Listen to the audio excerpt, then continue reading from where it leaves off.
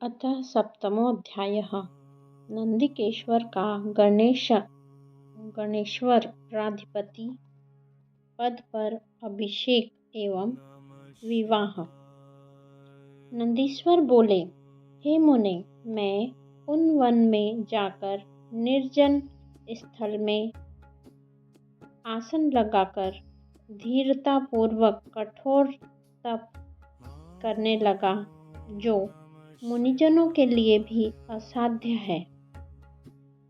नंदी के उत्तर की ओर पवित्र भाग में स्थित हो अपने हृदय कमल के मध्यवर्ती विवरण में 3 नेत्र वाले 10 भुजाओं से युक्त परम शांत पंचमुख सदाशिव त्रयंबक देवता का ध्यान करके परम समाधि में लीन होकर एकाग्रचित्त से सावधानी पूर्वक रुद्र मंत्र का जप करने लगा।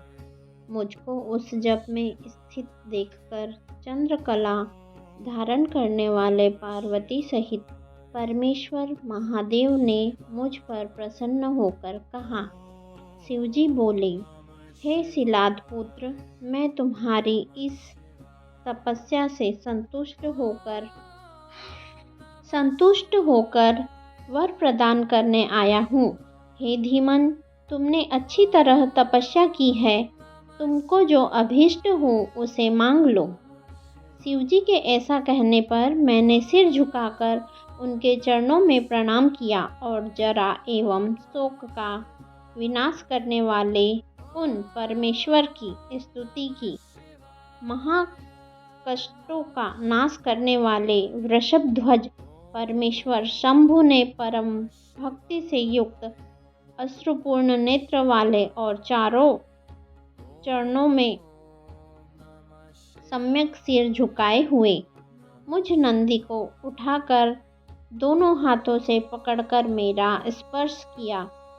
इसके बाद गणपतियों एवं देवी पार्वती की ओर देखकर दयामयी दृष्टि से मुझे निहारते हुए जगतपति शिवजी कहने लगे, हे वत्स, हे नंदी, हे महाप्राज्ञ, तुमको मृत्यु से भय कहाँ? मैंने ही उन दोनों ब्राह्मणों को भेजा था। तुम तो मेरे ही सम्मान हो, इसमें संशय नहीं है। तुम अपने पिता एवं सुहृदजनों के सहित अजर अमर दुख रहित अविनाशी अक्षय और सदा मेरे परम प्रिय गणपति हो गए। तुम में मेरे समान ही बल होगा और मेरे प्रिय होकर तुम निरंतर मेरे समीप निवास करोगी। मेरी कृपा से तुमको जरा जन्म एवं मृत्यु प्राप्त नहीं होगी। नंदीश्वर बोले, हे सनत कुमार, इस प्रकार कहकर कृपा निधि शिव ने कमल की बनी हुई अपनी शिरोमाला को उतार कर मेरे कंठ में शीघ्रता से पहना दिया। हे विप्र, उस पवित्र माला के गले में पड़ते ही मैं 3 नेत्र एवं 10 भुजाओं से युक्त होकर दूसरे शिव के समान हो गया।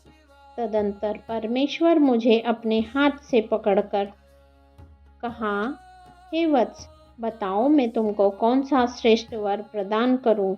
तत्पश्चात वृषभध्वज ने अपनी जटा में स्थित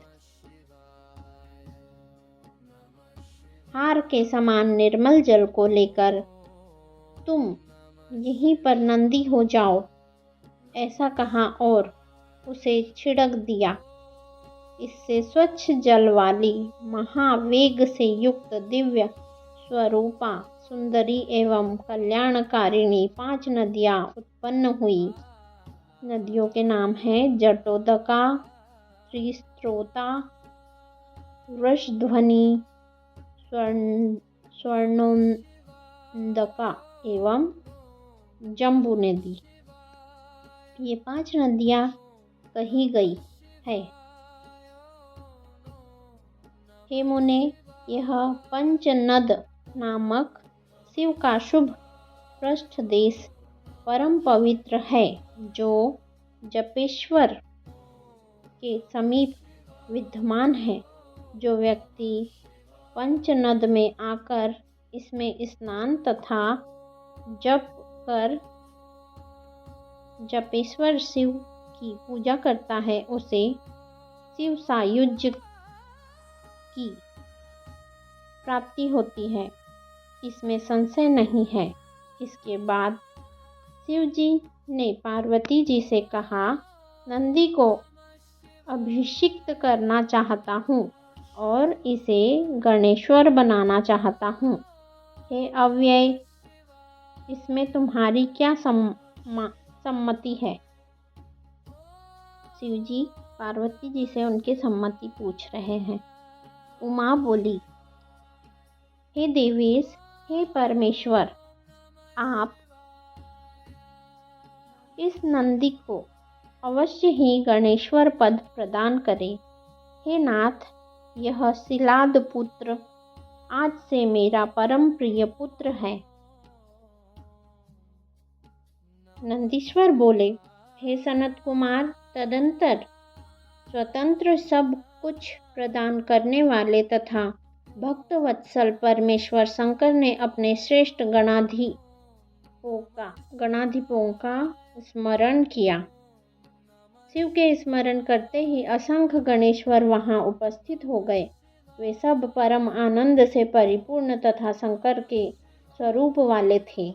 वे महाबली गणेश्वर शिव एवं पार्वती को प्रणाम करके हाथ जोड़कर तथा विनत होकर शुभ वचन कहने लगे। गणेश्वर बोले, हे देव, आपने किस लिए हम लोगों का स्मरण किया है? हे महाप्रभु, हे त्रिपुरार्दन, हे कामद, यहाँ आए हुए हम सेवकों को आज्ञा दीजिए। क्या हम लोग समुद्रों को सुखा दे अथवा सेवकों सहित यमराज को मार डाले अथवा मृत्यु, महामृत्यु तथा बूढ़े ब्रह्मा का संहार कर दे अथवा देवताओं के सहित इंद्र को अथवा पार्षदों सहित विष्णु को अथवा दानवों सहित अत्यंत क्रुद्ध दैत्यों को बांध कर ले आए? आज आपकी आज्ञा से हम किसे घोर दंड दे अथवा हे देव, सभी कामनाओं की सिद्धि के लिए हम आज किसका उत्सव मनाएं? नंदीश्वर बोले, इस प्रकार वीरतापूर्वक वचन कहने वाले उन गणों की बात सुनकर वे परमेश्वर उन गणपतियों की प्रशंसा करके कहने लगे। शिव जी बोले, यह नंदीश्वर मेरा परम प्रिय पुत्र है, अतः तुम लोग इसे सभी गणों का अग्रणी तथा सभी गणाध्यक्षों का ईश्वर बनाओ। यह मेरी आज्ञा है। मेरे जितने भी गणपति हैं, उन गणपतियों के आश्रय इस नंदी को पतिपद पर तुम सब प्रेम पूर्वक अभिषिक्त करो। यह नंदीश्वर आज से तुम सभी का स्वामी होगा। नंदीश्वर बोले, तब शंकर जी के द्वारा इस प्रकार कहे गए वे सभी गणेश्वर ऐसा ही होगा यह कहकर अभिषेक की सामग्री एकत्र करने लगे। इसके बाद प्रसन्न मुख मंडल वाले इंद्र सहित सभी देवता, नारायण आदि मुख्य देवगण, मुनिगण एवं अन्य सभी लोग वहां उपस्थित हुए। हे भगवान शिव जी की आज्ञा से स्वयं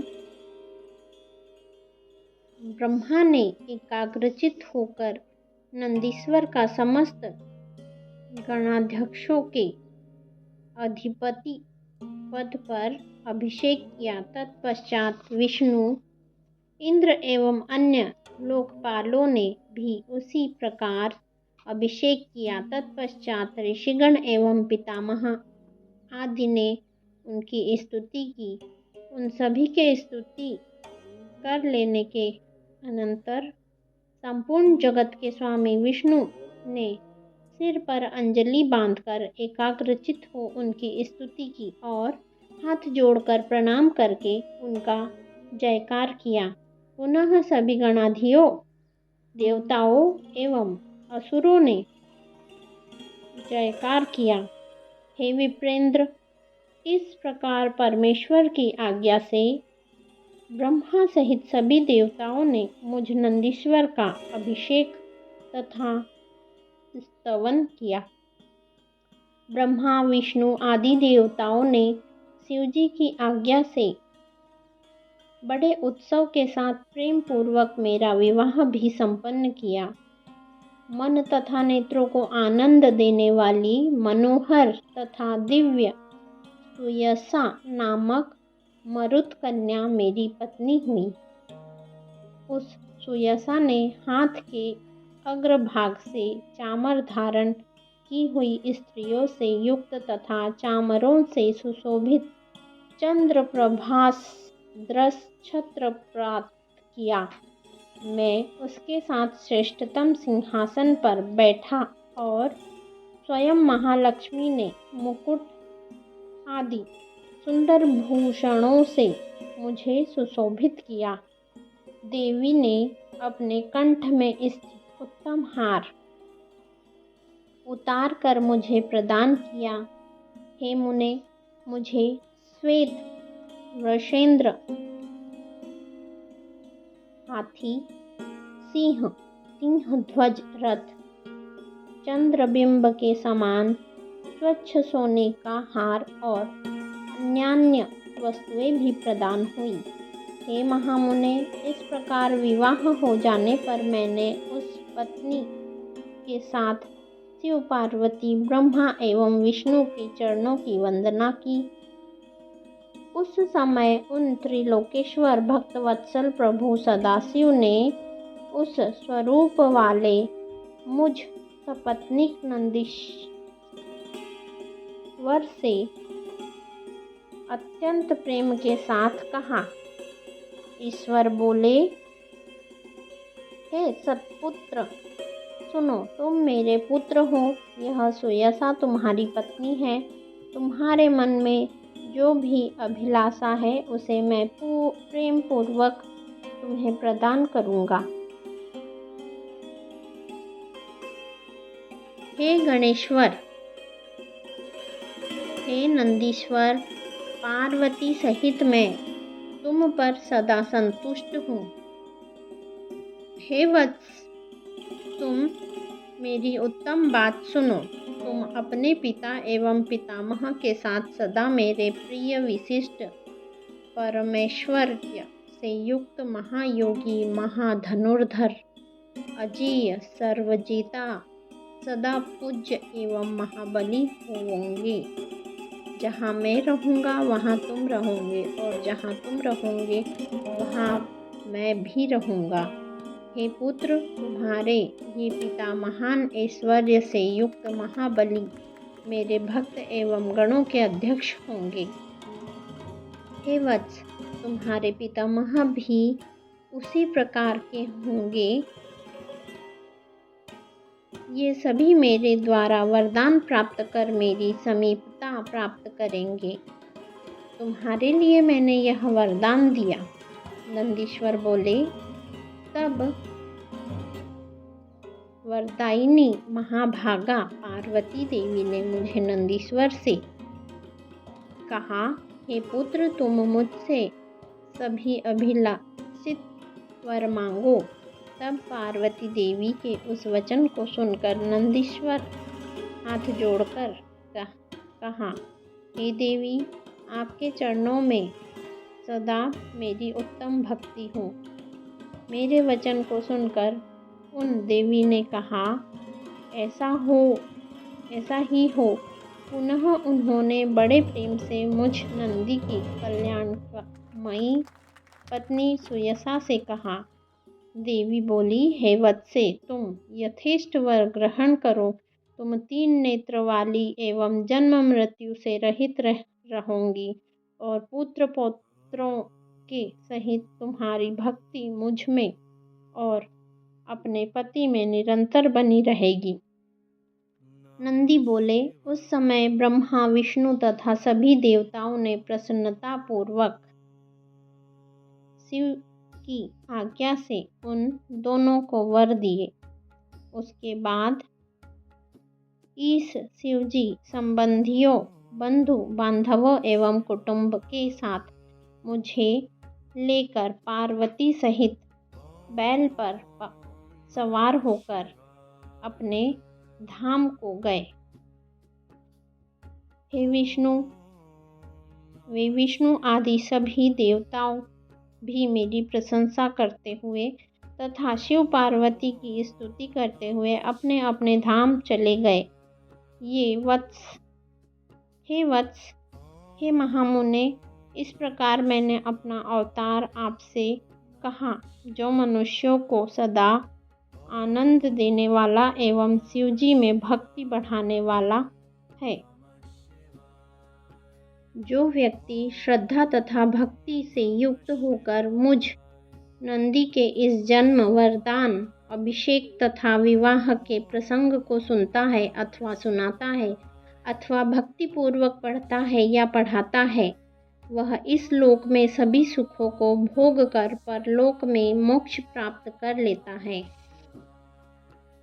इस प्रकार श्री शिव महापुराण के अंतर्गत तृतीय शतरुद्र संहिता में नंदिकेश्वर अवतार, अभिषेक एवं विवाह वर्णन नामक 7वां अध्याय पूर्ण हुआ। कल आने वाले अध्याय में हम भैरव अवतार का वर्णन पढ़ेंगे। श्री शिवाय नमस्तुभ्यं।